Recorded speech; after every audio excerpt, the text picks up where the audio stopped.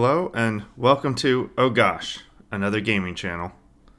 There are plenty of channels that review PC hardware, gaming hardware, and they do a good job. So I don't want to just repeat the work they are already doing. And if I did, I wouldn't do as good a job anyway. So on this channel, what I want to do is present the data in a different way that I hope adds value to viewers.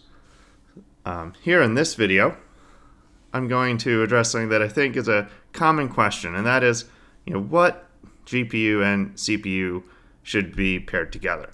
I'm going to attack this question by presenting a cross-tabulation of CPU and GPU benchmark results. And in this case, we'll be focusing on Cyberpunk 2077. So popular TechTube channels will have videos reviewing GPUs, comparing them to other GPUs, and then separate videos where they benchmark and compare CPUs. But from these videos, it's hard to go back and forth and tell, for a given GPU, well, how much of a CPU do I need, or vice versa, because, don't want to leave performance on the table. They may sometimes provide commentary, at the end of videos, but how about we actually put some data together and look at the numbers?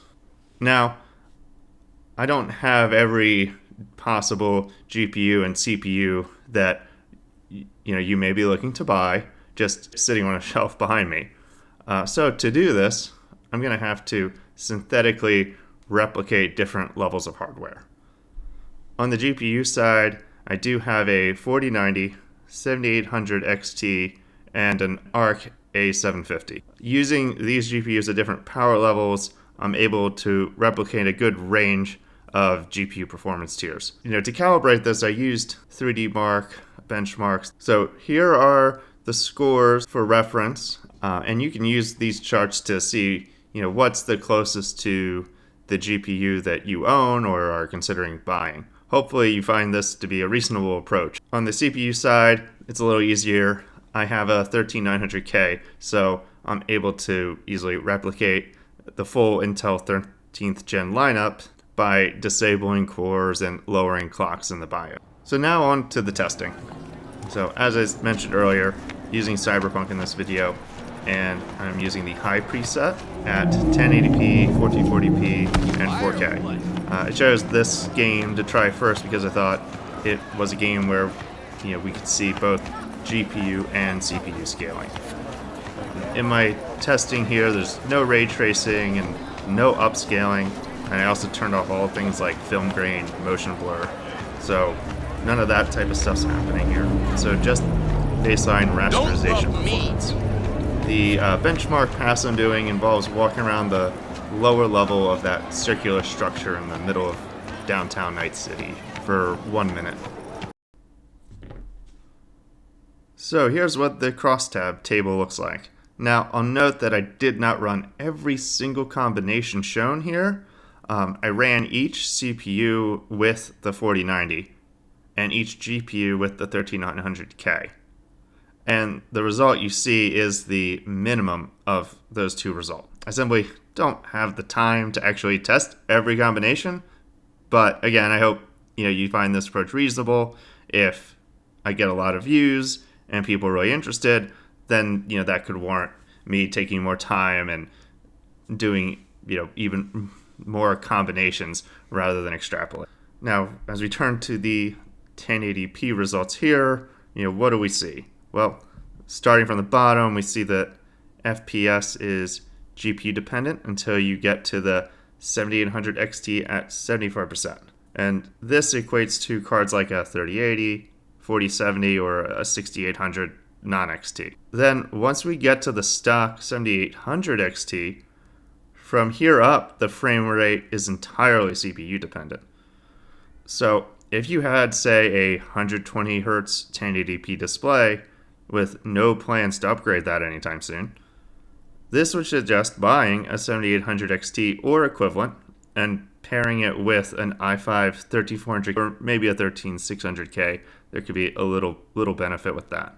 Lastly, at the very top end of the chart, we see there's no benefit going above an i7. Moving on to the 1440p results. Again, starting at the bottom, we now are having to go higher up on the GPU stack before we see the CPU mattering, especially if we ignore the i3 13100. It's not until we get to the 4090 at 50% till we see any benefit to going above the i5 13400.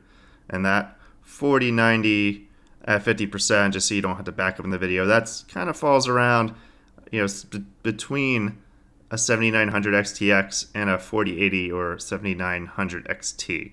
So you're going to have to buy a pretty top-end GPU to require a 13600K or higher. And then, like the top of the 1080p results, again, there's really no benefit to going above an i7. So, similar commentary to the last one, if you had a 1440p, 144 hertz display, well, then you're looking at pairing, a 4080, a 7900 XT or higher with an i7 to get the most out of that display. And lastly, we have the 4K results. As one would expect, we're entirely GPU bound here. As you can see just from glancing at the chart, there's no color shift going from left to right.